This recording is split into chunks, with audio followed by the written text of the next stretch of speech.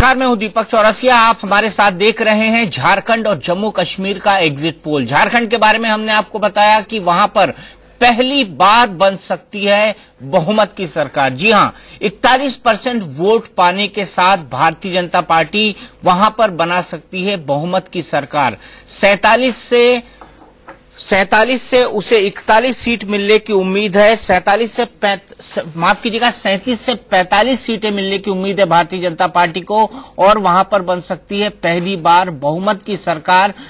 आंकड़े बता रहे हैं कि अगर 41% vote share Bharatiya Janata party को मिलता है, जैसा कि हमारे एग्जिट पोल में उम्मीद जताई जा रही है, उसके हिसाब से भारतीय जनता पार्टी बड़ा बहुमत भी पा सकती है, क्योंकि उसे 41% वोट शेयर अगर मिलता है तो ऐसे में वो 55 से 60 सीटों तक जा सकती है, ऐसा हमारे चुनावी विश्लेषकों का मानना है। लेकिन जम्मू कश्मीर में क्या होगा? जम्मू कश्मीर में किस तरफ वोट पड़ेंगे? क्या वहां पर मिशन 44 प्लस कामयाब होगा अमित शाह का? इस पर हम बात करेंगे, लेकिन सबसे पहले चलते हैं जम्मू कश्मीर के आंकड़ों पर नजर डालने के लिए मेरे सहयोगी अनुराग मुस्कान के पास। शुक्रिया दीपक। और जम्मू कश्मीर के आंकड़े दिखाने के बाद सीधे सुधांशु मित्तल से एक दिलचस्प सवाल पूछा जा सकता है, क्योंकि जम्मू कश्मीर में जान लड़ा देने के बाद भी दीपक जानदार नतीजे सामने नहीं आ रहे। यहां देखिए, जम्मू कश्मीर की 87 सीटों का गणित सामने आने वाला है। 2008 के मुकाबले किसको कितना नफा, किसको कितना नुकसान, वो हम बताएंगे। कांग्रेस के पास 17 सीटें थी 2008 में, बीजेपी के पास 11 सीटें थी, 28 सीटें एनसी के पास थी, पीडीपी के पास 21 सीटें थी। लेकिन देखिए 2014 का आंकड़ा क्या कहता है। 2014 के आंकड़े में पीडीपी को बहुत ज्यादा फायदा होता हुआ नजर आ रहा है। हालांकि बीजेपी को भी फायदा है, लेकिन यहां मामला नेक टू नेक से थोड़ा सा पीछे है। आप देखिए आंकड़े देखिए, 16 से 22 सीटों का यहां फायदा बीजेपी को हो रहा है। 27 से 33 सीटें बीजेपी के खाते में आ सकती हैं। मोदी साहब ने, प्रधानमंत्री ने जान लड़ाई है, उसके बावजूद ये जानदार नतीजे बुलाए हैं। पीडीपी का आंकड़ा देखने के बाद सुधांशु मित्तल जी की बेचैनी थोड़ी सी बढ़ सकती है। 11 से 17 सीटों का फायदा है। सीटों के फायदे के हिसाब से दीपक अगर देखें तो बीजेपी के मुकाबले फायदा कम है, लेकिन अगर कुल ओवरऑल एवरेज देखा जाए तो 32 से 38 सीटें पीडीपी के खाते में जाती हुई दिखाई दे रही हैं।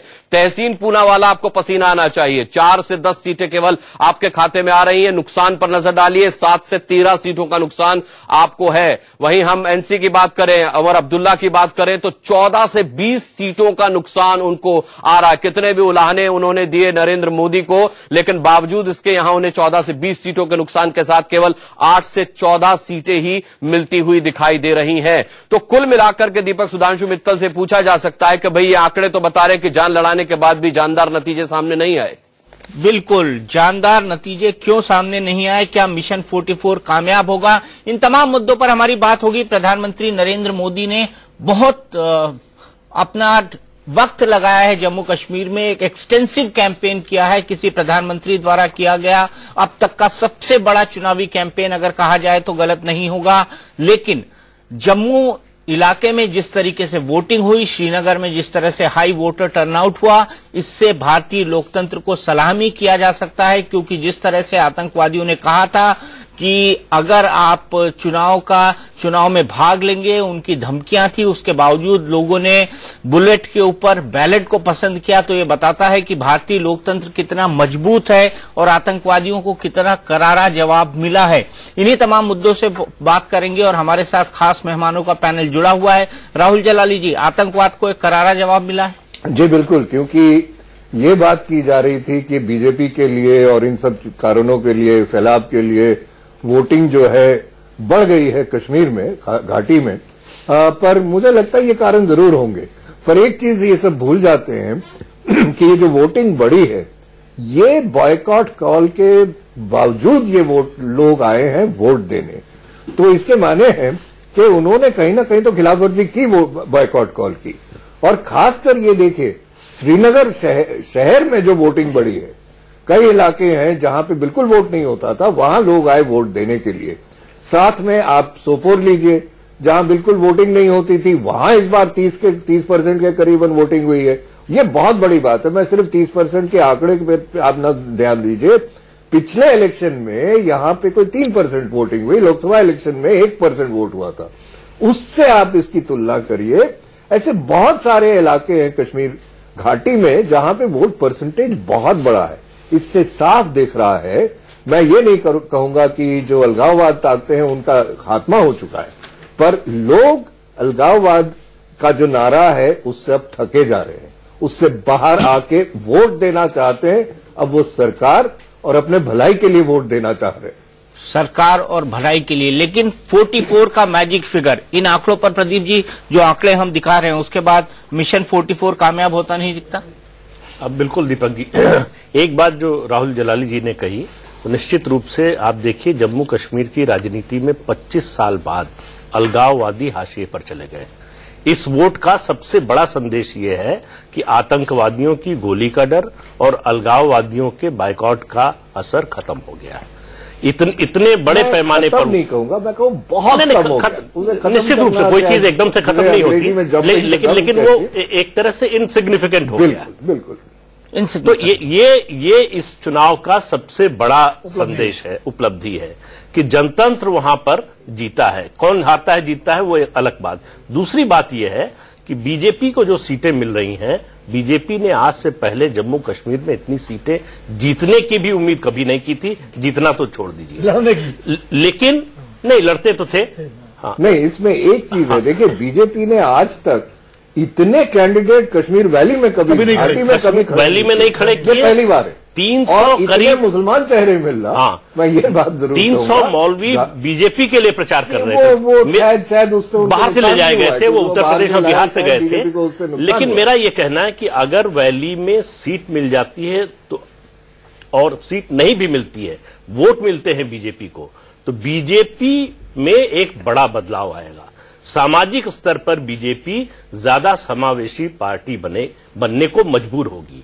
तो ये बहुत बड़ा संदेश होगा कि एक पार्टी जिसको एक धर्म से सिर्फ जोड़कर देखा जाता है, जिसको सांप्रदायिक माना जाता है, उसको डेमोक्रेसी ने फोर्स किया अपने को बदलने पर। सीधे चलते हैं दमन बसीम जी के पास, जो कि पीडीपी के लीडर हैं, हमारे साथ जुड़े हुए हैं जम्मू से। सर, आपसे जानना चाहूंगा, ऐसे हालात में जब हंग असेंबली आ रही है, आप किसके साथ जाना पसंद करेंगे, बीजेपी के साथ या कांग्रेस के साथ? किसको साथ लेंगे?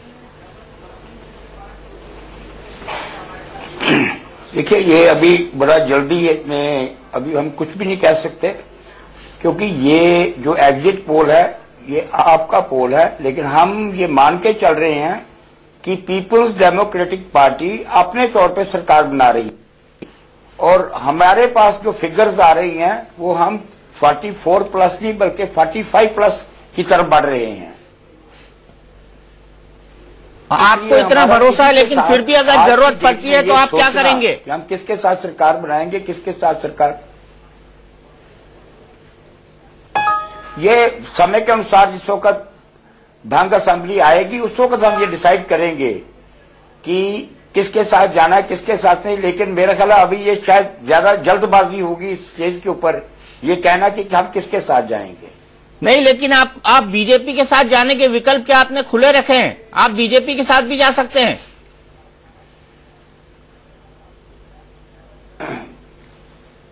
देखिए, उसमें ऐसा है कि हम अगर बीजेपी हमारी पॉलिसीज, हमारे प्रोग्राम, और जो हम जिस वक्त हमने 2002 में सरकार बनाई थी, हमने कांग्रेस के साथ कॉमन मिनिमम प्रोग्राम बनाया था। अगर हमारे उस कॉमन मिनिमम प्रोग्राम के साथ कोई भी पार्टी अगर चलेगी तो हम उसके ऊपर सोच विचार कर सकते हैं। यानी बीजेपी को साथ बीजेपी भी हो सकती है। नहीं, वो यानी तो बीजेपी को साथ लेकर चलने के लिए आप तैयार हैं अगर वो आपके कॉमन मिनिमम प्रोग्राम को माने तो? देखिए बिल्कुल एग्जैक्टली कि जैसे उन्होंने दफा 370 आर्टिकल 370 के ऊपर अपना स्टैंड चेंज किया, कल दिन तक वो एक निशान, एक विधान, एक प्रधान की बात करते थे, तो आज उन्होंने जिस तरह अपना स्टैंड बिल्कुल चेंज कर दिया है, अगर वो इसी तरीके के साथ, क्योंकि हम ये मान के चल रहे हैं कि जम्मू कश्मीर को एक अच्छी सरकार चाहिए, गुड गवर्नेंस चाहिए, ट्रांसपेरेंसी चाहिए और अकाउंटेबिलिटी चाहिए, और जम्मू कश्मीर में स्थिरता लाने के लिए अगर कोई हमारी जो पॉलिसीज और प्रोग्राम्स के साथ हमारे साथ मिलकर चलता है तो शायद हम उसके ऊपर विचार कर सकते हैं। मतलब आप बीजेपी के साथ जाने के लिए तैयार हैं?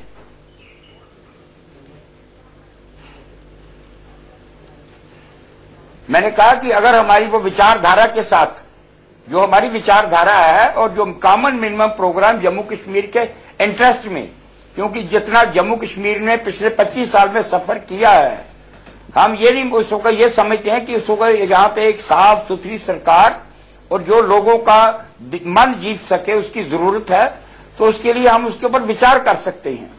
लेकिन नरेंद्र मोदी ने तो बाप बेटे और बाप बेटी दोनों पर निशाना साधा है अपनी चुनावी रैलियों में।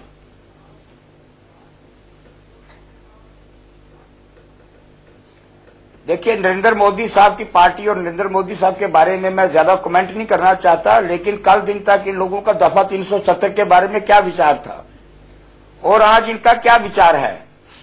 अगर उनका मन बदलता है, वो तो 44 प्लस का मिशन लेके चले थे, तो आज तो वो मेरे हिसाब से आपके एग्जिट पोल से मेरे जो हमारी इंफॉर्मेशन जो है, उनका आंकड़ा जो है 15 और 18 के बीच में रहने वाला है। 15 और 18 के बीच में। सीधे चलते हैं प्रभु चावला जी के पास, इंडियन एक्सप्रेस ग्रुप के सर्वे सर्वा हैं वो। प्रभु जी, आपसे जानना चाहूंगा सबसे पहले कि मिशन 44 प्लस फिलहाल कामयाब होता हुआ नहीं दिखता। क्या भारतीय जनता पार्टी की रणनीति पूरी तरह से काम नहीं कर पाई या आपको भी ऐसे रिजल्ट की उम्मीद थी जो हमारा एग्जिट पोल कह रहा है फिलहाल? नहीं, ये 44 प्लस आपके एग्जिट पोल को मान करके चलें तो 44 प्लस का नारा इसलिए लगाया जाता है ताकि वर्कर को लगे कि वो सत्ता में आ सकते हैं। उनका मनोविश्वास बढ़ाने के लिए नेता लोग ऐसी बातें करते हैं, उनको पता है कि हम नहीं जीत सकते, फिर भी जो आप कह रहे हैं अगर वो भी हो जाता है तो बीजेपी के लिए बहुत बड़ी एक विक्ट्री होगी, बहुत बड़ी एक जीत होगी। वैली के अंदर भी एक एमएलए आ गया उनका, तो प्रेजेंस हो सकती है। तो 44 मिशन नारा लगा करके अगर आप 30 भी जीत जाते हैं, मुझे तो लगता है कि ये बहुत बड़ी सक्सेस होगी। इसलिए मोदी जी के लिए आंकड़ा 17 से क्रॉस करना, जो उनके पिछली असेंबली में थे या 18 थे, जो उसके बाद कुछ लोग डिफेक्ट कर रहे थे या 9 से मेरे याद नहीं फिक्र उनकी, उसके बकाया जितनी गेन हो रहा है, मोदी जी के भाषण जितने सुनने के लोग आए, तो मुझे लगता है मोदी जी की एक्सेप्टेबिलिटी वैली में बढ़ती चली जा रही है। उन्हें अपने आप को मोदी के लिए लोग वोट दे रहे हैं, बीजेपी के लिए नहीं दे रहे। इसलिए मोदी के ऊपर विश्वास है। 44 प्लस का चाहे मिशन उनका अचीवमेंट नहीं हुआ हो, परंतु मेरे को लगता है बीजेपी को बहुत वोट मिलेंगे, क्योंकि सब सीटों पर वो लड़ रहे हैं। जितनी सीटों पर लड़ेंगे वोट तो आपको मिलेंगे ही। तो इसलिए बीजेपी को जो अछूत पार्टी थी वैली के अंदर, वो छोड़ी, वो उनकी थोड़ी एक्सेप्टेबिलिटी बढ़ती चली जाएगी, ऐसा मेरे को दिखाई देता है। यही मोदी का मिशन था कि मोदी जी वैली के अंदर भी एक्सेप्ट होने चाहिए, जो आज तक बीजेपी के कोई भी नेता एक्सेप्ट नहीं हुआ। बिल्कुल, तो आपने बताया कि मोदी की एक्सेप्टेबिलिटी बढ़ेगी। भारतीय जनता पार्टी की 11 सीटें थी जम्मू कश्मीर असेंबली के अंदर। 6 साल का कार्यकाल रहता है इस असेंबली का और 6 साल बाद यहां पर चुनाव होते हैं। अगले चुनाव भी 6 साल बाद होंगे अगर असेंबली 6 साल तक अपना पूरा कामकाज करती है तो। और इसी के साथ हम छोटे से ब्रेक के लिए रुकेंगे। ब्रेक के बाद बात करेंगे कि क्या वहां पर गठबंधन की सरकार बनती है तो क्या नए राजनीतिक समीकरण राज्य में बन सकते हैं। एक समीकरण हमने देखा बीजेपी और पीडीपी का, क्या कांग्रेस और पीडीपी साथ आ सकती है, क्या वो कंफर्टेबल मेजोरिटी होगी, इस समीकरण पर भी बात करेंगे। साथ ही साथ किस तरह के चुनाव हुए जम्मू कश्मीर के अंदर, इस पर भी बात करेंगे। लेकिन इस ब्रेक के जम्मू कश्मीर और झारखंड में अब की बार किसकी सरकार? आप देख रहे हैं सबसे सटीक एग्जिट पोल सिर्फ और सिर्फ इंडिया न्यूज पर, और हम आपको बता रहे हैं कि झारखंड के अंदर भारतीय जनता पार्टी अपने दम पर सरकार बना सकती है, वहीं जम्मू कश्मीर के अंदर एक हंग असेंबली आने वाली है, जबकि भारतीय जनता पार्टी एक शानदार प्रदर्शन करने वाली है। हमारे साथ खास मेहमानों का एक पूरा पैनल जुड़ा हुआ है। राहुल साहब, आप क्या कहेंगे, भारतीय जनता पार्टी का प्रदर्शन रिमार्केबल है? जी हाँ, बिल्कुल। और क्योंकि देखिए 11 सीटें थी तो इस बार जम्मू को ये स्वीप करने वाले हैं, उसमें कोई दो राय नहीं है। क्योंकि मैं अभी कुछ देर पहले जम्मू कश्मीर में था तो वहां जो वोट मिल रहा है वो मोदी जी को वोट मिल रहा है, मतलब भाजपा को वोट नहीं मिल रहा है। कांग्रेस वो सीटें बचा लेंगी जम्मू में जहां उनका कोई बड़ा तगड़ा कोई लीडर, लोकल लीडर है, कैंडिडेट है जिसने काम किया है अपनी कॉन्स्टिट्यूंसी में, और वो गिने चुने सीट होंगे और उस मामले में आपका आंकड़ा दिखा रही है। जहां तक घाटी का सवाल है, मुझे तो मुश्किल लग रहा है कि भाजपा अपना खाता खोल पाएगी वहां पे। पर बड़ी बात यह है कि उन्होंने कैंडिडेट इस बार काफी वहां पे ले आए हैं। वो ये पहले कभी नहीं हुआ था। इससे पहले जितने भी इलेक्शन हुए हैं जम्मू कश्मीर में, उसमें भाजपा का जिसे टोकन प्रेजेंस कहा जाए कि 10 वोट मिल गए और वो भी किसी को ढूंढ के पकड़ के जबरदस्ती, और आज तक कोई ऐसे लोकल कैंडिडेट उनको आज तक मिला नहीं था जो इस बार मिला है। ये एक बहुत बड़ा बदलाव है। दूसरी बात जो मैं ये कहना चाहूंगा कि कांग्रेस की जो दुर्दशा रही, मुझे अफसोस है पूनवाला साहब को फिर जवाब देना पड़ेगा कि Congress as a party Jammu Kashmir में कैंपेन कर नहीं रही थी।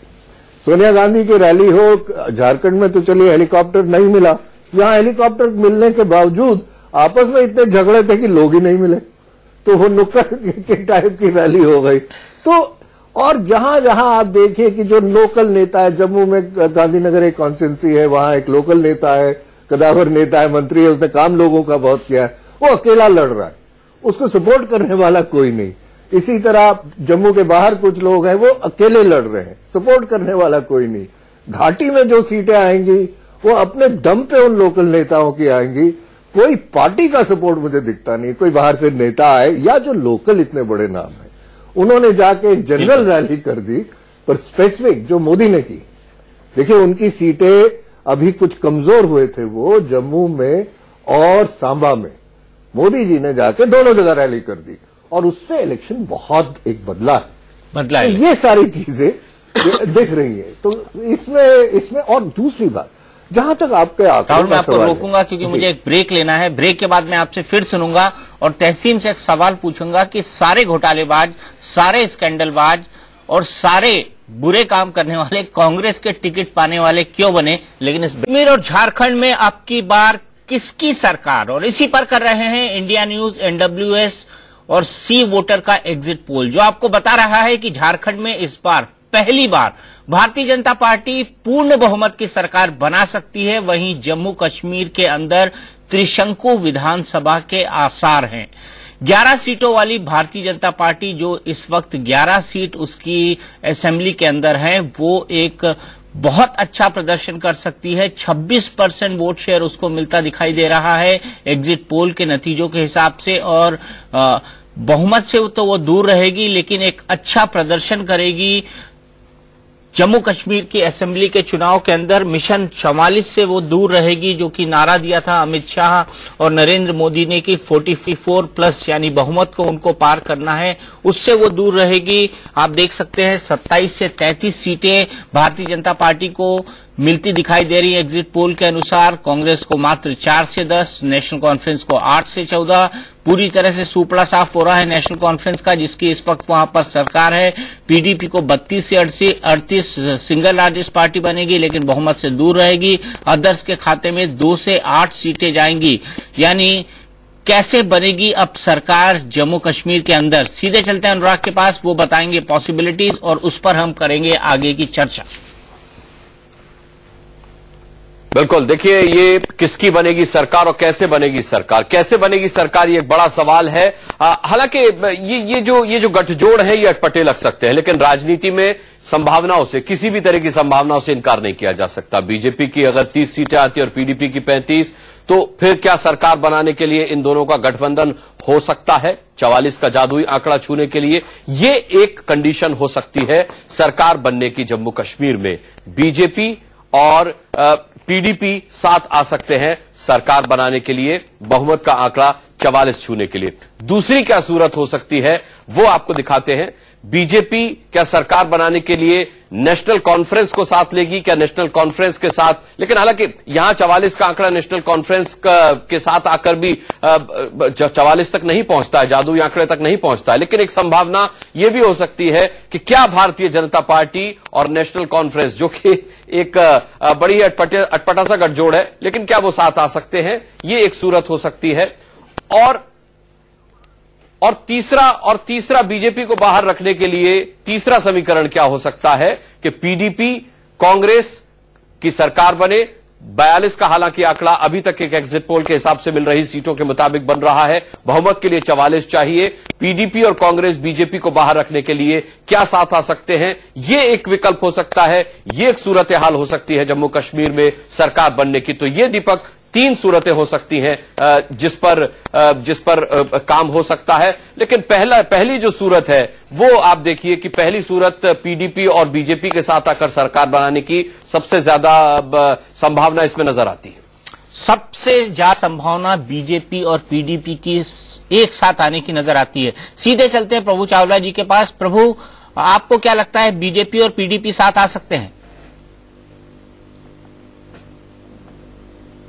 जिस तरह की भाषा भी वो भसीन साहब बोल रहे थे, मैंने जो सुना उनको, ऐसा लगता है कि वो आ सकते हैं। उन्होंने पहले 370 के ऊपर पहले ही कह दिया कि बीजेपी ने कंप्रोमाइज कर लिया, वो अब 370 की फेवर में नहीं हटाने के, इसलिए हम कोई बातचीत करते कॉमन मिनिमम प्रोग्राम।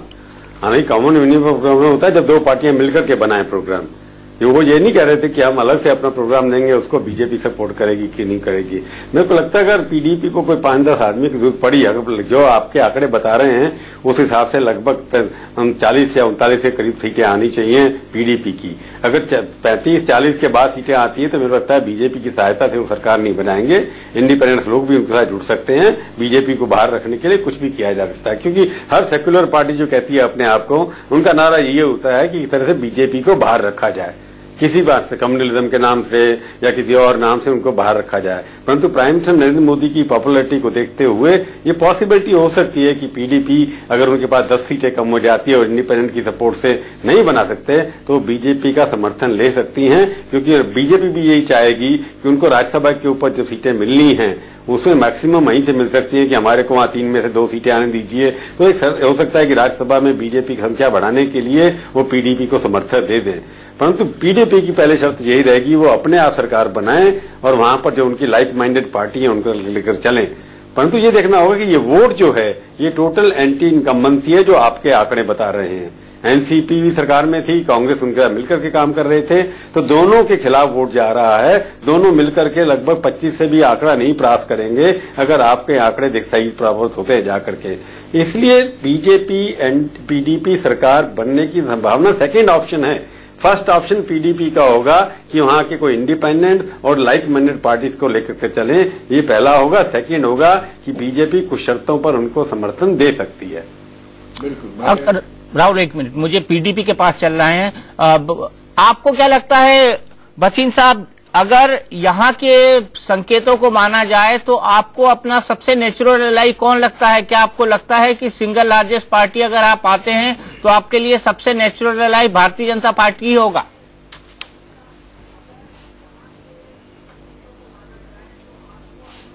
देखिए, उसमें ऐसा है कि पहले तो मैं ये समझता हूं कि हमें एलाई की जरूरत ही नहीं पड़ेगी कि पीडीपी अपने तौर पे at its own government form करेगी। चलिए, मैंने माना आपको कि आप अपने दम पर करेंगे, अपने दम पर करेंगे, तो हम ये देखें। भसीन साहब, मैंने माना कि आप अपने दम पर करेंगे सर, लेकिन अगर एक संभावना के तौर पर माने, क्योंकि एग्जिट पोल ऐसा कह रहा है, अगर हम संभावना के दम पर माने, क्योंकि एग्जिट पोल ऐसा कर रहा है, एक ऐसी सिचुएशन को माने जो एग्जिट पोल बखान कर रहा है, जो एग्जिट पोल कह रहा है, मैं सिर्फ ये जानना चाहता हूं कि आपकी पहली प्रेफरेंस क्या होगा, बीजेपी या कांग्रेस?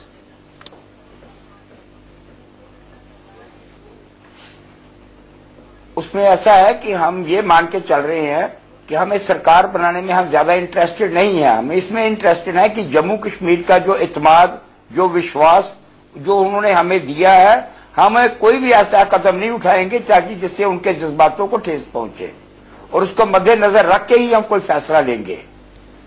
मतलब क्लियर है, देखिए बड़ा क्लियर है, इसमें बहुत साफ साफ इन्होंने कह दिया है कि वो बीजेपी के साथ नहीं जाएंगे। प्रभु नहीं, वो कह चुके हैं कि वो बीजेपी के साथ जाएंगे। जनादेश कांग्रेस के खिलाफ है, इसलिए कांग्रेस के साथ नहीं जाएंगे। वो कह चुके हैं पहले कि वो भारतीय जनता पार्टी के साथ कॉमन मिनिमम प्रोग्राम पर जाने को तैयार है। वो कह चुके हैं ऑन रिकॉर्ड इस बात। प्रभु जी भी यही बात कह रहे थे अभी। नहीं, वो कह चुके हैं ऑन रिकॉर्ड इस बात को कि वो बीजेपी के साथ जाने को तैयार है। क्लियर कह चुके हैं इस बात। उन्होंने ये कहा कि जो अगर हमारे मिनिमम प्रोग्राम को बीजेपी सपोर्ट करती है तो कोई भी पार्टी सपोर्ट करती है। पूछ लीजिए उनसे क्या कहा उन्होंने, पूछ लीजिए उनसे। ठीक है, पर नहीं, उनसे पूछ लीजिए क्या कह रहे हैं कि घाटी में वोट मिले हैं।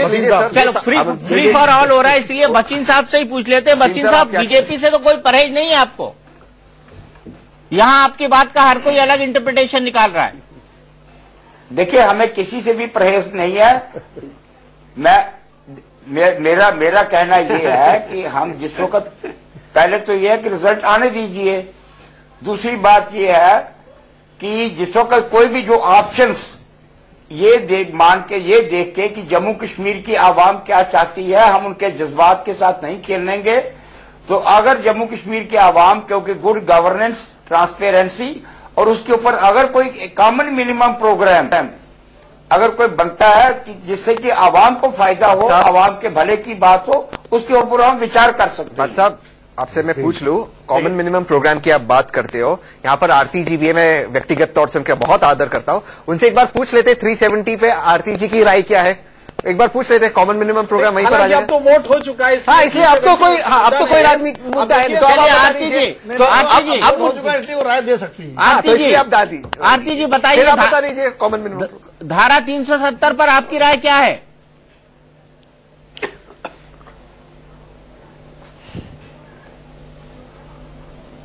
आप हेलो, हाँ बताइए, आपकी आवाज आ रही है। सबसे पहले तो मैं ये कहना चाहूंगी कि अभी मैं बहुत देर से डिस्कशन सुन रही थी, तो यहाँ पे एक पैनलिस्ट कह रहे थे कि जम्मू कश्मीर में अब इन्हें कुछ अच्छे कैंडिडेट्स मिले हैं, पहली बार, नहीं तो कहीं पे कुछ नहीं होता था घाटी में। मैं ये कहना चाहूंगी इस देश को पहली बार एक सशक्त, एक विश्वसनीय प्रधानमंत्री भी मिला है। आरती जी, सवाल आपसे ये पूछा गया है कि धारा 370 पर आपकी राय क्या है? आरती जी, अटल जी विश्वसनीय नहीं थे क्या? आरती जी, अटल जी विश्वसनीय प्रधानमंत्री नहीं थे क्या? दीपक जी, जिस सरकार की पहली बार आप कह रही हैं देश को मिला है, तो अटल जी। दीपक जी, आप बात रखने दीजिए। देखिए, ऐसा है, जिस सरकार की क्रेडिबिलिटी होती है ना जी, जिस सरकार की क्रेडिबिलिटी होती है, जो सरकार जम जाती है, जो सरकार लोगों के साथ कनेक्ट कर पाती है, वो जो एजेंडा है उसको लोगों के साथ मिलके पूरा करवा आती है। ये समय बताएगा, लेकिन अभी हमारा जो मिशन 44+ है, उसमें मुझे ऐसा लगता है कि बीजेपी काफी क्लोज जाएगी। एक बड़ा अच्छा आंकड़ा आप यहाँ पे दिखा रहे हैं, बट मेरी उम्मीद है कि हम इससे भी बेहतर जाने वाले हैं, और इससे बेहतर जाने पे अरे आरती जी, धारा 370 पर आपकी क्या राय है? कि भारतीय, इंशाल्लाह आरती जी आप इससे आगे भी जाओगे, लेकिन आपकी राय 370 पे क्या है वो बता दीजिए। भारतीय जनता पार्टी ने अपने मैनिफेस्टो में धारा 370 पे, हमारे मैनिफेस्टो पे हमने बिल्कुल क्लियर किया है, धारा 370 पे भारतीय जनता पार्टी आज से नहीं, अपने बलिदानी पुरुष डॉक्टर श्यामा प्रसाद मुखर्जी के बलिदान से ही तभी से कमिटेड है। लेकिन हर चीज का राइट समय होता है, और उसके लिए एक सही माहौल और सही चर्चा और उसकी जरूरत होती है, वो समय बताएगा दीपक जी। अभी हमें धारा 370 पे नहीं जंप करना, अभी हमें कश्मीर को स्टेबल करना है। राहुल दीपक जी, चुनाव बिना मैनिफेस्टो ये हो गया इसका जवाब। मैनिफेस्टो में 370 आपने नहीं रखा है। जो जम्मू कश्मीर का मैनिफेस्टो आपने निकाला है चुनाव के लिए, उसमें 370 का नामो निशान नहीं है। वो नेशनल मैनिफेस्टो की, नेशनल मैनिफेस्टो लोकल जो जम्मू कश्मीर के लिए इन्होंने एक स्पेसिफिक मैनिफेस्टो बनाया है, उसमें 370 कहीं है। इट इज फेयर टू से भाजपा का खुद में ही कॉमन मिनिमम प्रोग्राम नहीं है दिल्ली और जम्मू एंड कश्मीर के बीच। लेकिन आरती जी, आपने कहा कि पहली बार ऐसी सरकार आई है, मतलब जिसकी क्रेडिबिलिटी है, जिसकी विश्वसनीयता है, तो आपका मत मानना है कि अटल बिहारी वाजपेयी सरकार की विश्वसनीयता थी नहीं? नहीं, अटल बिहारी वाजपेयी जी के पास चैलेंजेस बहुत थे, 23 और पार्टियां थी जिनको लेके वो चल रहे थे। उनके पास जो एक स्थिर सरकार के लिए एक जादुई आंकड़ा होता है, वो नहीं था। वो ऐसी सशक्त सरकार, देखिए, आदमी क्रेडिबिलिटी तभी स्टेब्लिश कर पाता है जब उसके पास अपना नंबर होता है, जब उसके पास पूरी अपनी शक्ति होती है। इस बार देश की जनता ने जिस प्रकार से पूरा विश्वास हमारे नेतृत्व को दिया है, और नेतृत्व लगातार संवेदनशील होके देश के हित में अब जम्मू कश्मीर तो आरती जी बता दीजिए, आरती जी क्षमा चाहता हूँ, आरती जी क्षमा चाहता हूँ बीच में बोलना, लोगों की आरती जी क्षमा चाहता हूँ, आपका नहीं है भाई, नहीं क्षमा चाहता हूँ, अभी आप कह रहे हो कि ना आप अपना आप छोड़िए ना, आप एंकर को पूछने दीजिए ना, नहीं आप एंकर को पूछने दीजिए ना प्लीज, आप क्यों नहीं मैं आपसे सवाल पूछना चाहता हूँ, राजनीतिक सवाल है दीपक जी, आपके माध्यम से पूछ रहा हूँ, आपके माध्यम से। अभी आरती जी कबूल कर रहे हैं, इनके पास नंबर्स है, सशक्त और स्टेबल गवर्नमेंट है, तो फिर ये स्टेबिलिटी के लिए नथुराम गोडसे के स्टैचूज बना रहे? नहीं नाथुराम गोडसे के स्टैच्यू ये नहीं बना रहे, साक्षी महाराज को एंडोर्समेंट दिए हुए, ये नहीं बना रहे, तो साक्षी महाराज को एंडोर्समेंट दे रहे, बिल्कुल नहीं बना रहे। साक्षी महाराज अपना बयान वापस ले चुके हैं। मैं रुकूंगा एक छोटे से ब्रेक के लिए, उसके बाद ये चर्चा जारी है। कश्मीर की कुल मिलाकर जब हम बात करते हैं तो वहां एक त्रिशंकु विधानसभा हमें नजर आती है। अब अगर रीजन वाइज आंकड़ों पर नजर डाली जाए और सबसे पहले जम्मू रीजन की बात की जाए जहां 37 सीटें हैं, तो वहां आंकड़ा क्या कहता है ये देख लेते हैं स्क्रीन पर। 2008 में कांग्रेस के पास 13 सीटें थी, बीजेपी के पास 11, एनसी नेशनल कॉन्फ्रेंस के पास 6, पीडीपी के पास 2 सीटें थी। अब यहां देखिए बीजेपी के लिए कितनी सुखद स्थिति है, 14 से 20 सीटों का फायदा होता हुआ नजर आ रहा है। 25 से 31 सीटें 37 में से बीजेपी के खाते में जाती हुई दिखाई दे रही हैं। कांग्रेस की बात करें तो 8 से 10 सीटों का नुकसान है, कुल 3 या 5 सीटें मिल सकती हैं। एनसी का भी यहां पर बहुत बुरा हाल है, 4 में से 6 सीटों का नुकसान उन्हें हो सकता है। 6 सीटें कुल उनके पास थी, या तो उनका खाता भी नहीं खुलेगा या फिर आई तो 2 सीटें आ सकती हैं। पीडीपी को यहां पर 2 सीटों का फायदा है। कुल मिलाकर के स्थिति जैसे पहले थी पीडीपी की वैसे ही रहने की स्थिति है, ज्यादा से ज्यादा 4 सीटें उनकी आ सकती हैं। ये जम्मू रीजन की बात थी। अब अगर बात करें घाटी की, कश्मीर घाटी की अगर बात की जाए तो वहां का आंकड़ा थोड़ा चौंकाने वाला है। कुल 46 सीटें हैं वहां पर। बीजेपी का पिछली बार खाता भी नहीं खुला था और इस बार भी अगर खुला तो बमुश्किल 1 सीट आती हुई नजर आती है। 1 से 3 सीटों का नुकसान कांग्रेस का है, 7 से 13 सीटों का नुकसान यहां पर नेशनल कॉन्फ्रेंस का है, 10 से 16 सीटों का जो है फायदा वो पीडीपी के खाते में, 29 से 35 सीटें यहां जाती हुई नजर आती हैं। आरती मेहरा से एक सवाल यहां बनता है। आरती मेहरा जी, घाटी वो जगह है कश्मीर घाटी जहां सबसे ज्यादा दम प्रधानमंत्री मोदी ने दिखाया है, फिर भी मुश्किल होगी खाता खोलने में भी, और अगर खुला भी तो बमुश्किल 1 सीट।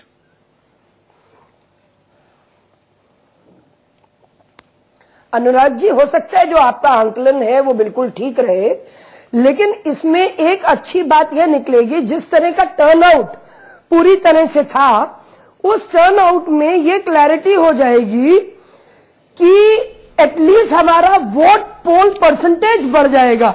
हमारा परसेंटेज बढ़ता है और हमारा और क्षेत्रों से जो हमारा नंबर बढ़ेगा, उससे जम्मू और कश्मीर में भारतीय जनता पार्टी का एक सशक्त सरकार में सहयोग बढ़ जाएगा। या तो विपक्ष में जबरदस्त भूमिका रहेगी, या हो सकता है कि हम मिलकर सरकार बनाए, क्योंकि मुझे अभी भी ऐसा लगता है कि हम 38 तक का नंबर पहुंच सकते हैं, 36 से 38 तक।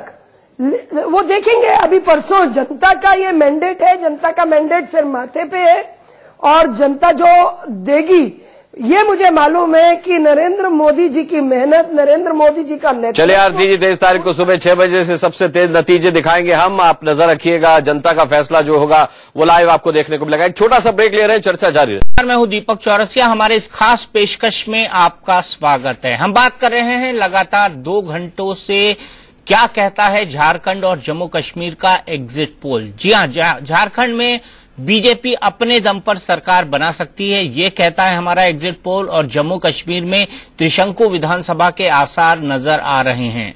ऐसे में कौन बनेगा झारखंड का सीएम और कैसे बनेगी जम्मू कश्मीर में सरकार, ये 2 महत्वपूर्ण सवाल है। इसी पर हम बहस करेंगे, लेकिन उससे पहले हम बात कर लेते हैं क्या कहता है हमारा एग्जिट पोल, उसकी सीधे चलते हैं अनुराग के पास।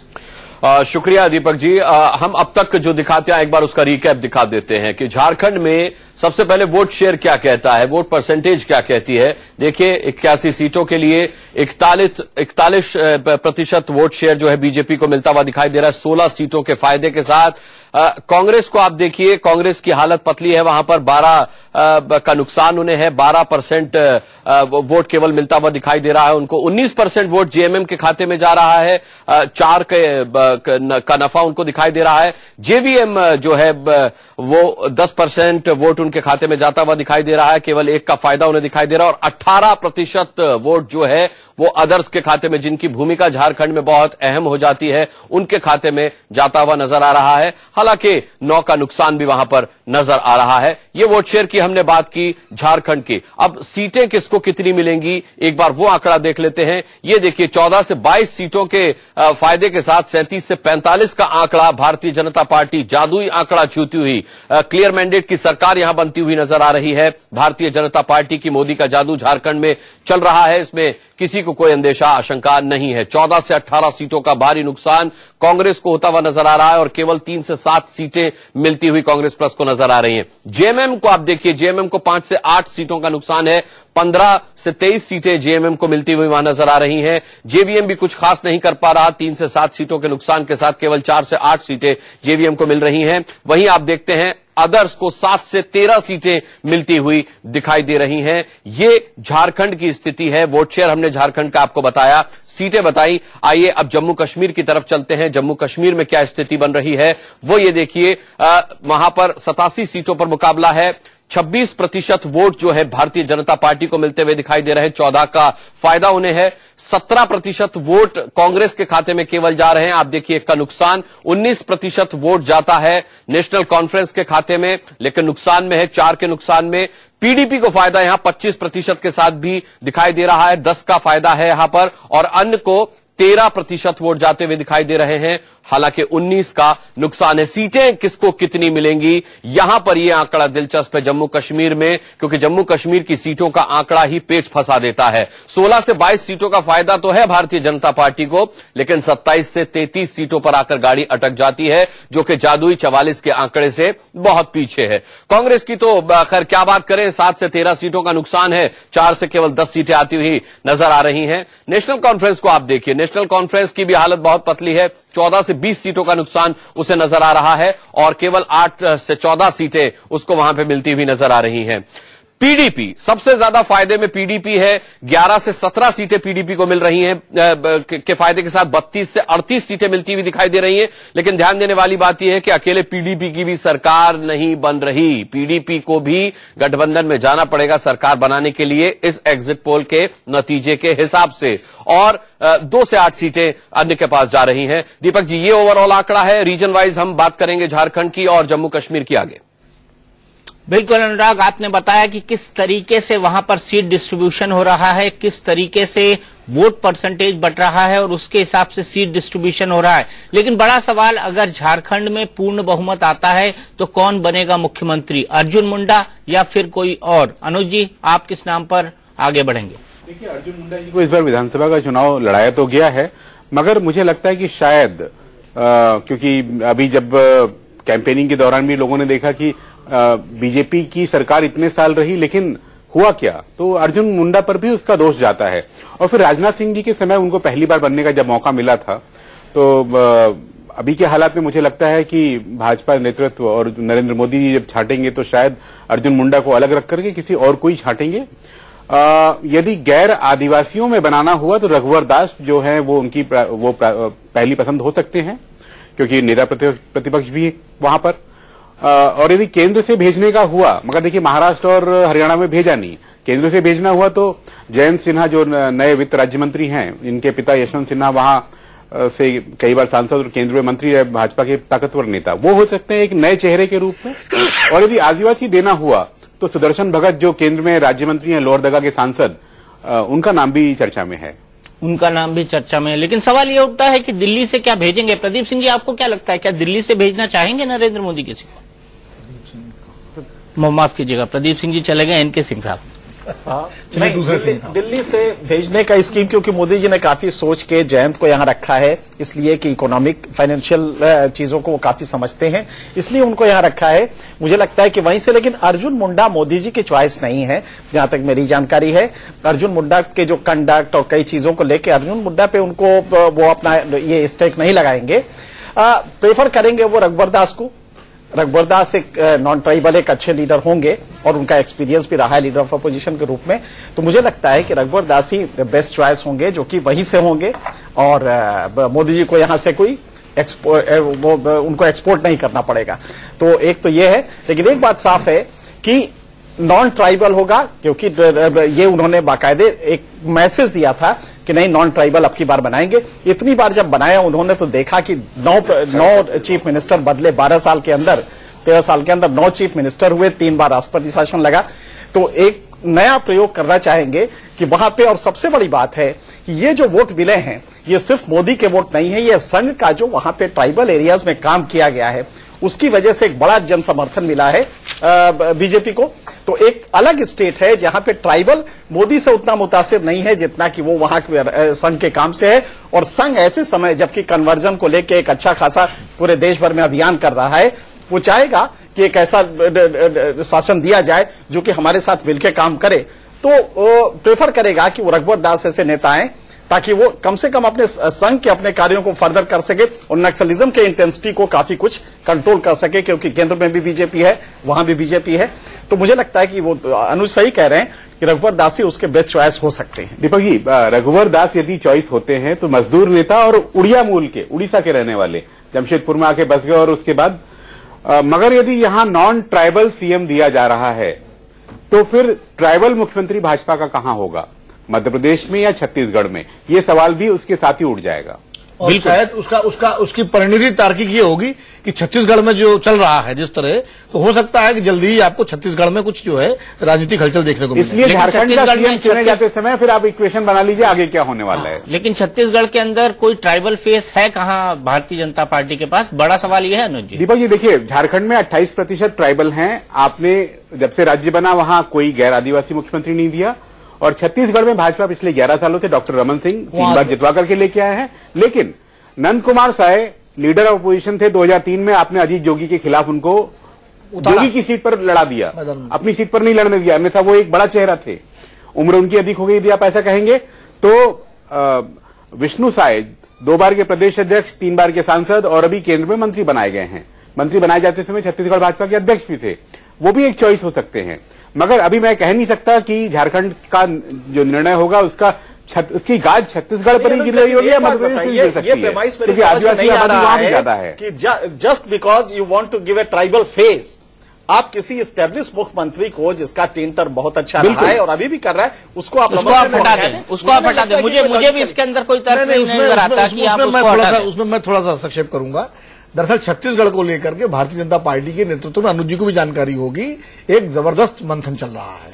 और क्योंकि जिस तरह से जो लगातार घटनाएं हुई हैं छत्तीसगढ़ में, भाई साहब घटनाएं कोई भी हो, लेकिन जो व्यक्ति लगातार 3 बार जितवा के ला रहा है आप उसको ऐसे ही कैसे हटा दोगे? कोई तो कारण देना होगा आपको। अच्छा, हम ट्राइबल सीएम पर चर्चा कर रहे हैं, झारखंड में चर्चा कर रहे हैं, छत्तीसगढ़ पर चर्चा नहीं हो रही है। हाँ ठीक है। अब छत्तीसगढ़ का मुख्यमंत्री एकाएक ना बदलने लगे तो बेहतर होगा। लेकिन चूंकि हम ट्राइबल सीट्स की बात कर रहे हैं तो इसलिए देख लेते हैं कि ट्राइबल इलाके में अनुराग किस तरीके से वोटिंग हुई है, ट्राइबल इलाके में किस तरीके से वोट पड़े हैं और ट्राइबल इलाके में क्या वोट परसेंटेज हो रहा है और ट्राइबल इलाकों में किस तरह से सीटें मिल रही हैं। गुरुजी का क्या प्रभाव है, मोदी का क्या प्रभाव है, आइए देख लेते हैं।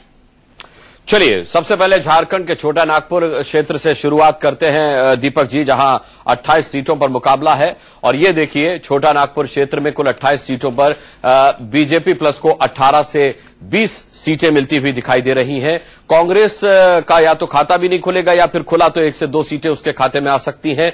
जेवीएम के खाते में यहां 2 से 4 सीटें जाती हुई दिखाई दे रही, जेएमएम के माफ कीजिएगा खाते में 2 से 4 सीटें जाती हुई दिखाई दे रही हैं और जेवीएम के खाते में 1 से 3 सीटें जाती हुई दिखाई दे रही हैं। वहां अन्य के खाते में 2 से 4 सीटें जाती हुई दिखाई दे रही हैं।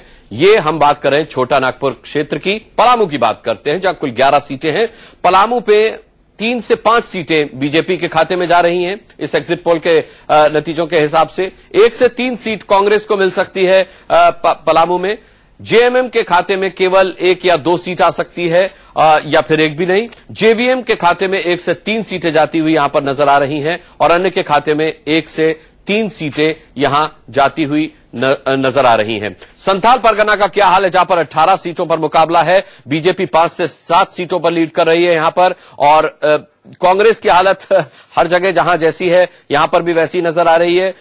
2 सीटें 1-2 सीटें आ जाएं बड़ी बात है। जेएमएम यहां लीड करती हुई दिखाई दे रही है। 8 से 10 सीटें जेएमएम को यहां पर आती हुई नजर आ रही हैं। जेवीएम का भी हाल कांग्रेस की तरह ही है, 1-2 सीटें आ सकती हैं और अदर्स के खाते में भी 1-2 सीटें यहां जाती हुई नजर आ रही है। दीपक बिल्कुल अनुराग, आपने जैसा कहा संथाल परगना गुरुजी के स्ट्रांग होल्ड का इलाका।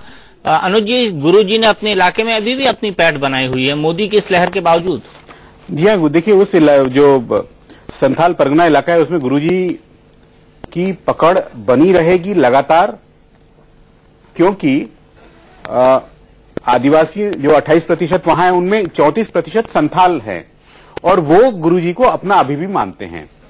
भले ही गुरुजी माने सीएम रहते हुए विधानसभा का चुनाव हार जाते हों, हारते हारते लोकसभा का चुनाव जीत जाते हों, उनके बेटा जो सीएम है दुमका वहां से वो असेंबली लोकसभा चुनाव में लीड नहीं ले पाते हों, उसके बावजूद जो आदिवासी जो संथाल परगना वाला आदिवासी है वो अभी भी गुरुजी के साथ है, इसमें कोई दो राय नहीं है। पिछले कई वर्षों से, कई दशकों से उसको कोई भी पार्टी, भाजपा खासकर, नहीं तोड़ पाई है, चाहे वो कितने भी अलायंसेस हों, चाहे किसी को बिल्कुल मुख्यमंत्री, क्योंकि वो संथाल को सत्ता दिलाने के लिए कर रहे हैं वो अलायंसेस। इसलिए देखिए वो जो है आदिवासियों की बात करें तो भाजपा पे कोई प्रेशर नहीं है कि आदिवासी का चीफ मिनिस्टर ही हो, ट्राइबल चीफ, क्योंकि आप अगर आंकड़े देखिए संथाल परगना में सीटें मिली हैं और वो किसको मिली हैं, वो जेएमएम को मिली है।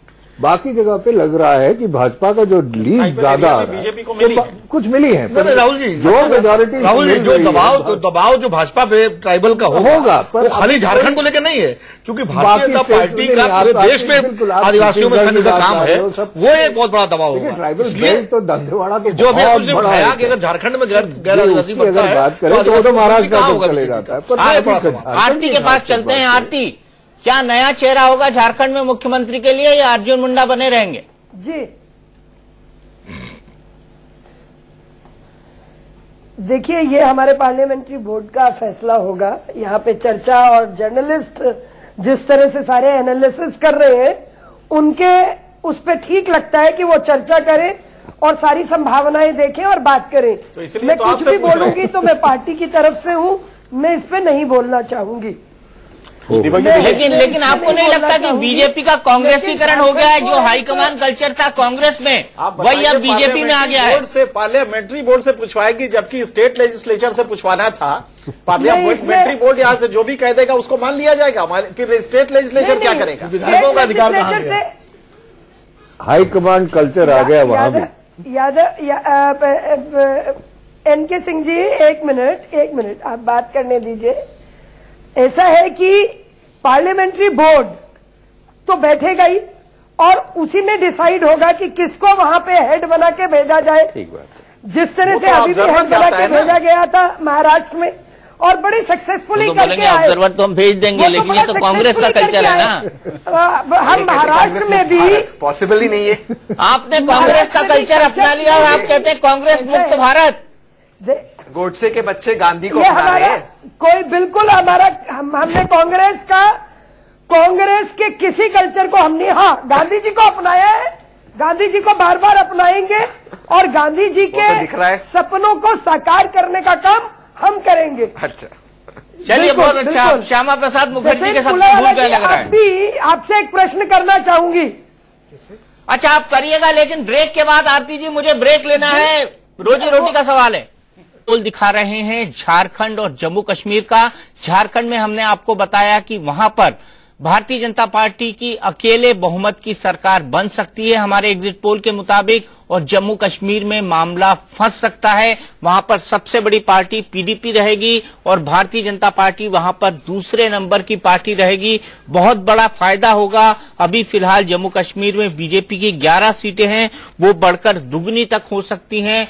अनुराग के पास हम आपको लिए चलेंगे जो आपको पूरा डाटा दिखाएंगे, लेकिन उससे पहले सीधे चलते हैं जम्मू, जहां से हमारे साथ जुड़ रहे हैं नईम अख्तर साहब। नईम साहब, मैं सबसे पहले जानना चाहूंगा कि एग्जिट पोल के मुताबिक अलायंस की नौबत आएगी, आपका पहला प्रेफरेंस क्या होगा, बीजेपी या फिर कांग्रेस?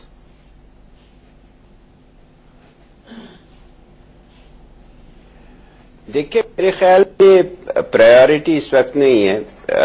एक जो जम्मू कश्मीर में, मेरे ख्याल में, मेरे होते हुए भी, मेरे नॉलेज में, ये सबसे अच्छा और साफ सुथरा इलेक्शन हो गया है। और कश्मीर की इलेक्टोरल हिस्ट्री को मद्देनजर रखते हुए मेरे ख्याल में ये सबसे जो बड़ी जीत है इस वक्त, वो हमारे सिस्टम की है, हमारी जमहूरियत की है। तो मेरे ख्याल में उस पर हमें ज्यादा फोकस करना चाहिए कि कैसे इस गवर्नमेंट ने, एडमिनिस्ट्रेशन ने, इलेक्शन कमीशन ऑफ इंडिया ने जम्मू कश्मीर के लोगों को एक बहुत ही ट्रांसपेरेंट और मेरे ख्याल में फेयरेस्ट इलेक्शन अभी तक दिया है, और जिससे प्रोत्साहित होके लोग कश्मीर में हों या जम्मू में या हर खित्ते में बहुत बड़ी तादाद में निकले और एक बार फिर इलेक्टोरल सिस्टम पे अपना उन्होंने ये कॉन्फिडेंस जाहिर किया और अपने मसाइल को हल करने के लिए इसी रास्ते को चुना। वो मेरे ख्याल में बहुत अहम है। चलिए, मैं आपके पास लौटूंगा, अपने सवाल का जवाब लूंगा, लेकिन इस ब्रेक के बाद जम्मू कश्मीर और झारखंड का सबसे सटीक एग्जिट पोल, और अब क्षेत्रवार आंकड़ों के लिए चलते हैं सबसे पहले अनुराग के पास। शुक्रिया दीपक जी। देखिए, सबसे पहले बात करते हैं जम्मू रीजन की, जहां पर कुल 37 सीटें हैं। वहां पर क्या स्थिति है सीटों के हिसाब से? 14 से 20 सीटों का फायदा हो रहा है बीजेपी को, और 25 से 31 सीटें यहां खाते में आती हुई दिखाई दे रही है। बहुत अच्छा प्रदर्शन यहां बीजेपी का हो सकता है। उतना ही बुरा प्रदर्शन कांग्रेस का रहेगा। 13 सीटें थी इससे पहले कांग्रेस के पास 2008 में, लेकिन अब 3 से 5 भी मिल जाएं तो मुश्किल है, यही कोई 3 से 5 सीटें मिलने का अनुमान है। नेशनल कॉन्फ्रेंस का हाल भी बुरा है। 6 सीटों के मुकाबले अब केवल 2 सीटें मिल सकती हैं। 2008 में 6 सीटें थी, 4 से 6 सीटों का नुकसान है यहां पर। हालांकि कुछ फायदे में पीडीपी यहां पर है। पीडीपी के पास 2 सीटें थी, लेकिन अब 2 से 4 सीटें उसकी हो सकती हैं और अन्य के खाते में भी 1-2 सीटें जा सकती हैं। ये जम्मू रीजन का हाल है। लेकिन जम्मू रीजन में जितनी सुखद स्थिति भारतीय जनता पार्टी की है, उतनी ही कश्मीर घाटी में हालत बुरी है। अगला आंकड़ा जो आएगा वो कश्मीर घाटी का है। 46 सीटें हैं, बीजेपी के पास कुछ भी नहीं था, अब भी या तो कुछ नहीं रहेगा या फिर मिला तो शायद 1 सीट मिल सकती है। कांग्रेस के पास आप देख सकते हैं 1 से 3 सीटों का नुकसान कांग्रेस को यहां होता हुआ नजर आ रहा है। वही हालत कांग्रेस की भी है। बीजेपी और कांग्रेस का एक जैसा ही प्रदर्शन यहां पर रहने की उम्मीद है। इसके अलावा 7 से 13 सीटों का नुकसान यहां पर नेशनल कॉन्फ्रेंस को है, और पीडीपी को यहां पर बहुत अच्छा फायदा है। पीडीपी की अगर बात करें तो पीडीपी को यहां पर पूरी तरीके से फायदा है। लद्दाख की बात करें, लद्दाख कुल 4 सीटें हैं, 1 से 3 सीटों के फायदे के साथ 1 से 3 सीट यहां बीजेपी की आ सकती हैं। कांग्रेस को भी 1 से 3 सीटें यहां पर मिल सकती हैं, ये अनुमान है। 0 का आंकड़ा है नेशनल कॉन्फ्रेंस और पीडीपी का। यहां पर 2 सीटें नेशनल कॉन्फ्रेंस की हुआ करती थी, अब यहां पर हो सकता है कि खाता भी न खुले। दीपक, बिल्कुल, खाता भी ना खुले, लेकिन क्या समीकरण बनेंगे? हमारे साथ 2 बड़े नेता जुड़े हुए हैं, पीडीपी के नईम अख्तर साहब और साथ ही साथ भारतीय जनता पार्टी से विजय गोयल जी। विजय जी, किसके साथ अलायंस करेंगे जम्मू कश्मीर में आप?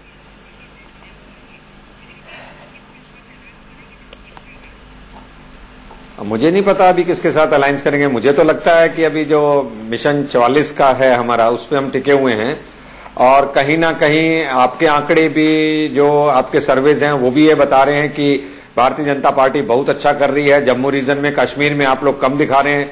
मैं समझता हूं कि जम्मू रीजन में हम 37 की 37 सीटें भी जीत सकते हैं, लद्दाख की 4 की 4 सीटें जीत सकते हैं, तो 37 और 4 41 सीटें हो जाएंगी। उसके बाद कुछ अन्यों के साथ भी सरकार बन सकती है अगर घाटी में 1-2 सीट आए, तो मैं समझता हूं 2-3 सीट से हम कम रहेंगे। और ये जो मैं कह रहा हूं वो अतिशयोक्ति नहीं है, ये संभव है, क्योंकि लोग एक बदलाव चाहते हैं। और एक जम्मू कश्मीर में अच्छा संकेत ये मिला है कि 65 से 70% पोलिंग हुई है, अच्छी पोलिंग हुई है। उसके लिए मैं मतदाताओं का धन्यवाद करना चाहता हूं। लोगों ने इस समय प्रधानमंत्री नरेंद्र मोदी और हमारे राष्ट्रीय अध्यक्ष अमित शाह जी को सुना है, उनका विजन डॉक्यूमेंट देखा है, और उन्होंने कहा है कि करप्शन को हम दूर करेंगे। और लोग आज जम्मू कश्मीर में विकास चाहते हैं, इसलिए हिंदू ही नहीं, मुस्लिम भी मैं समझता हूं कि इस बार भारतीय जनता पार्टी के लिए अगर विकास चाहते हैं तो वो वोट देंगे। तो हो सकता है कि हमारी सरकार वहां पर बनने के अंदर मुझे कोई गणित मुश्किल नहीं लगता है। गणित मुश्किल नहीं लगता है। नईम अख्तर साहब, आप क्या कहेंगे? बीजेपी बड़ी आश्वस्त है, इनको तो गणित मुश्किल दिखाई नहीं दे रहा है, तो आपका गणित तो गड़बड़ा जाएगा।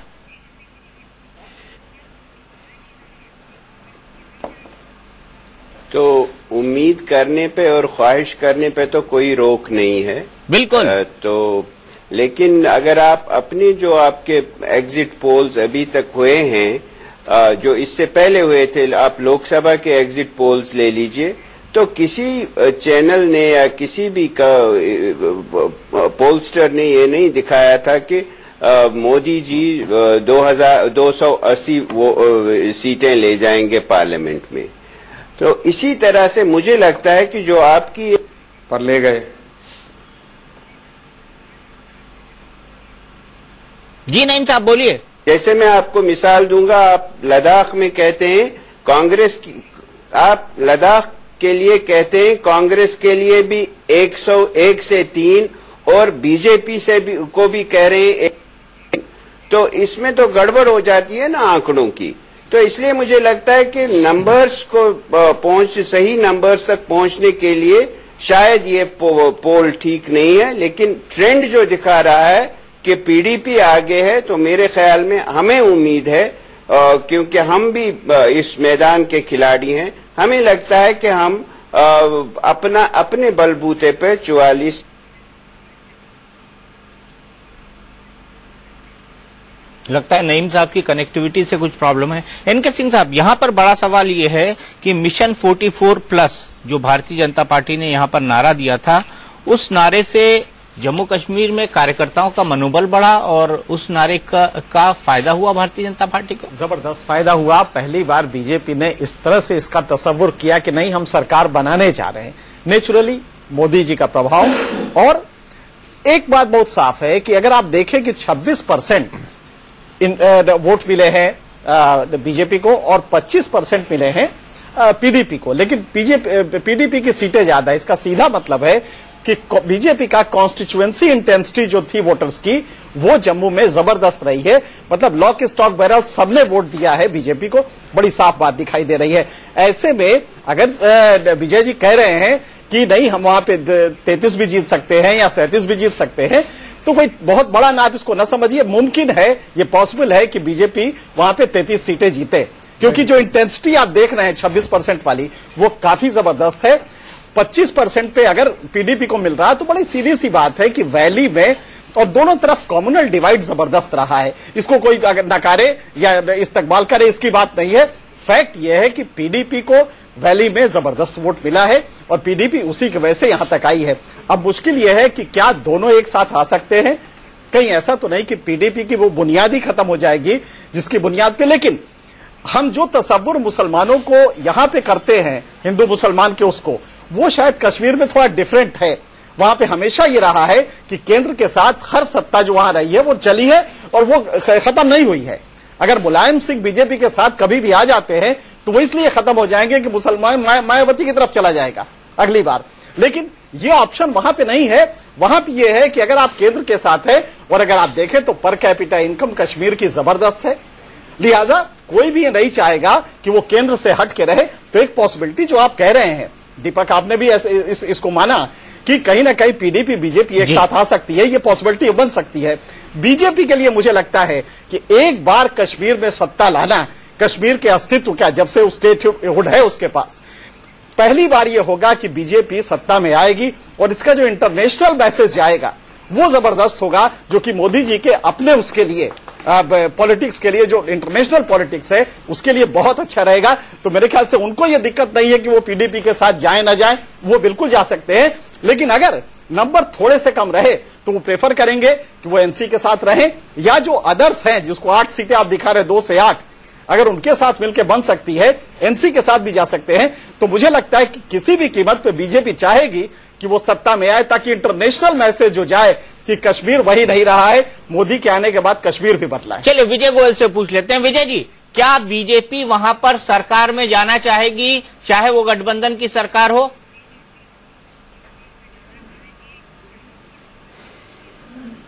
नहीं, मैं समझता हूं कि भारतीय जनता पार्टी को वहां सरकार बनानी चाहिए, क्योंकि बार बार चुनाव भी ठीक नहीं है और एक बदलाव का संकेत तो सीधा सीधा वहां की जनता ने, मतदाताओं ने दिया है कि वो नेशनल कॉन्फ्रेंस और कांग्रेस की जो सरकार थी उसकी भ्रष्टाचार और उसके विकास के काम ना होने से और अनएम्प्लॉयमेंट और टूरिज्म जो खत्म हो गया, उसको लेकर लोगों ने एक संकेत तो दे दिया है। और अब संकेत यही है कि केंद्र में अगर बीजेपी की सरकार है और राज्य में भी बीजेपी की सरकार होगी तो ही डेवलपमेंट हो सकता है। अब आप जानते हैं कि हर बार 9,000 करोड़ के रुपया यहां पर जाता है जम्मू कश्मीर के अंदर, और वो सारा रुपया जो है नेताओं के और करप्ट ब्यूरोक्रेट्स और इन सब की जेबों के अंदर चला जाता है।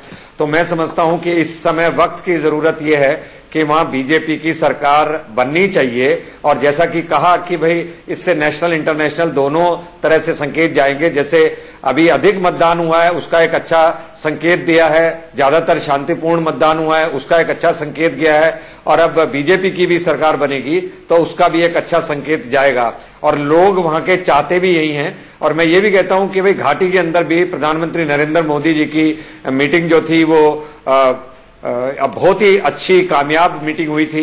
इससे कहीं ना कहीं ये मैसेज जा रहा है कि जो मुस्लिम वर्ग है वो भी बदलाव चाहता है। अमित शाह जी की जो मीटिंगें हुई वो भी सारी बड़ी सक्सेसफुल थी। और मैं समझता हूं कि जो विकास का हमने नारा, सबका साथ सबका विकास का नारा हमने पूरे देश में दिया था लोकसभा के चुनाव में, वो प्रदेश में भी लागू होता है। और एक बार हम इस बात को दिखा देंगे कि बीजेपी जब सरकार चलाएगी तो किस तरह से जम्मू कश्मीर के अंदर विकास होगा, बेरोजगारी दूर होगी, टूरिज्म का विकास होगा, सरकार किसके साथ चलाएगी ये सवाल है ना।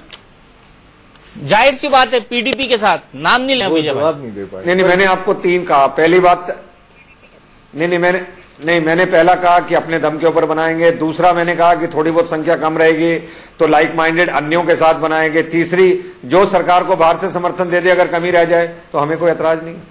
चलिए, मतलब पीडीपी। लेकिन राहुल जलीली साहब, मेरा बड़ा सीधा सवाल है, और सवाल ये कि क्या बीजेपी सरकार बनाने में रुचि रखेगी वहां पर? देखिए, मुझे इस बात से जरा मुझे मुश्किल लग रही है, क्योंकि देखिए अगर बीजेपी वहां सरकार में आती है तो उनका जम्मू में बहुत बड़ा नुकसान होने वाला है। वहां उनका जो आधार है, जो वोट जो मिले हैं इस बार, और ये बात कहना कि ये मिशन 44 के लिए वोट मिले, मैं सही नहीं मानता हूं। क्योंकि अगर आप लोकसभा इलेक्शन देखें तो जो आंकड़ा जो जम्मू रीजन से जो बीजेपी को मिला है, खासकर मोदी जी को मिला है, वो अभी से ज्यादा है। तब वो कम से कम 35 सीटों पे सीधा जीते थे असेंबली लेवल पे, अभी वो फिगर नहीं आ रहा है। दूसरी बात, जो आपने आंकड़े बताए हैं उसमें भी जम्मू रीजन में अपनी जो बीजेपी की असेसमेंट है, उनका असेसमेंट है कि वो कम से कम 27 सीट में, 27 से 28 सीट में कंटेस्ट में है, फाइट में है, मतलब एज है उनका। तो उसमें से ये 33 जाना जरा मुझे मुश्किल दिखता है। क्योंकि जम्मू में भी देखिए, एक जम्मू डिस्ट्रिक्ट, उधमपुर का एक इलाका डिस्ट्रिक्ट का, और कठुआ डिस्ट्रिक्ट, यहां पे बीजेपी तगड़ी है। और बाकी जगहों पे एक आध सीटें हैं। ये जम्मू डिवीजन की बात है। कश्मीर में तो आपसे ये बिल्कुल मैं सहमत करता हूं, वहां सीट मिलना मुश्किल है। दूसरी बात जो रही कि मुझे लगता है पीडीपी के जो आंकड़े रहेंगे, आप जो ऊपर का जो उसका लेवल दे रहे हो वो शायद सही रहेगा। क्योंकि मैं अभी श्रीनगर में था, वहां एक नियर स्वीप पीडीपी का दिख रहा था। अब ये कहा जा रहा है कि कॉन्फ्रेंस ने कुछ एक अपनी जगह बना ली, पर मुझे वो मुश्किल दिखता है। दूसरा, पीडीपी इस बार जम्मू के लोगों के चर्चों पे है। ये नहीं पीडीपी को बिल्कुल वाइप आउट करेगी, कुछ सीटें उनको वहां भी मिलेगी। तो मुझे लगता है कि पहला सिनेरियो जो कश्मीर में रहेगा वो पीडीपी और अदर्स का रहेगा। अटेम्प्ट पीपल्स डेमोक्रेटिक पार्टी की ये रहेगी, मुफ्ती मोहम्मद सईद साहब की, कि वो चीफ मिनिस्टर बने अदर्स के सपोर्ट के साथ। अगर ये नहीं होता है तो ये संकेत मुफ्ती सईद ने अपनी जो रैलीज हुई हैं पिछले 2-3 दिन में साफ दे दिया है कि उनको बीजेपी का सपोर्ट वो मंजूर करेंगे। उन्होंने कहा, मोदी की बड़ी तारीफ की है पिछले 2-3 दिन में रैलियों में। उनको ये कहा है कि ये जो फ्री फेयर इलेक्शन हुआ है उसका श्रेय उन्होंने मोदी को दिया है, इलेक्शन कमीशन को भी। और ये तो मैं सिनेरियो से देख रहा हूं, या तो पीडीपी अदर्स या पीडीपी को बाहरी सपोर्ट बीजेपी देगी सरकार बनने। राहुल साहब, तब फिर एक प्रॉब्लम आएगी कि पीडीपी अगर अदर्स के साथ आती है, नॉन बीजेपी अदर्स के साथ आती है, तो हर तीसरे दिन संसद वहां के असेंबली में बीजेपी इनको काम नहीं करने देगी। आज की ऐसी स्थिति में जो सेंटर से जो रिलेशन का फायदा है वो नहीं मिलेगा। देखिए, वाजपेयी की भी सरकार थी जब पीडीपी पावर में थी, तब भी अदर्स था, तो फायदा तो मिला ना। ये मुझे नहीं लगता। बीजेपी नहीं था ना, बीजेपी वहां पे कश्मीर का चीफ मिनिस्टर अगर उठ के बोल दे कि देखिए केंद्रीय सरकार मुझे कुछ नहीं दे रही है, उसका इम्पैक्ट 1000 गुना ज्यादा होता है अगर कोई दूसरे स्टेट का चीफ मिनिस्टर बोले। बिल्कुल। और मोदी जी भी ये गलती शायद नहीं करेंगे। फिलहाल मुझे रुकना पड़ेगा एक ब्रेक के लिए, लेकिन ब्रेक के बाद मैं तहसीन से जानूंगा कि -44 का टारगेट क्यों रखा भारतीय जनता पार्टी की बजाय कांग्रेस ने।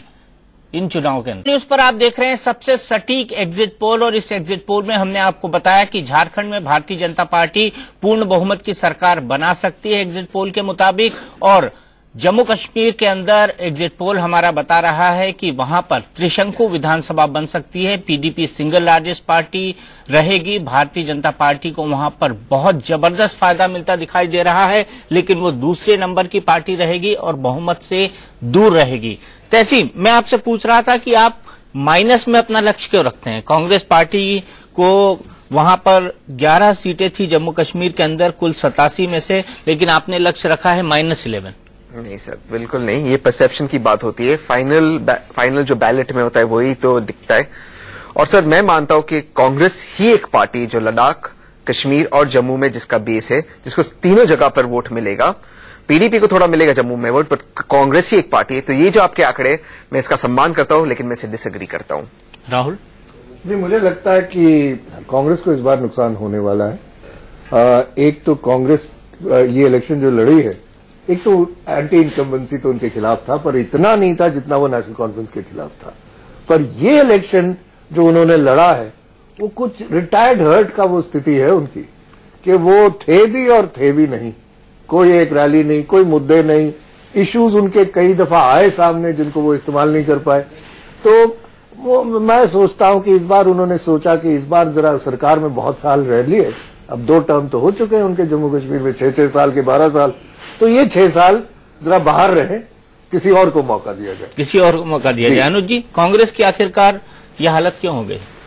दीपक, ये लोकसभा चुनाव हारने क्या के हो गया बाद से, बेवफा तेरे प्यार में? लोकसभा चुनाव हारने के बाद से कांग्रेस नेतृत्व अभी भी पशुपेश में है कि वो किस तरह से पार्टी को खड़ा करे। जी, वैसे कोई राय उनको दिख नहीं रही अभी। नेतृत्व ढूंढ रहा है, दिल्ली से कौन आएगा? बिल्कुल, मगर मुझे लगता है कि कश्मीर में जो सरकार बननी है उससे कांग्रेस के एक बहुत बड़े नेता गुलाम नबी आजाद का भी भविष्य जुड़ा हुआ है, जिनकी राज्यसभा की टर्म 10 फरवरी को खत्म होने वाली है।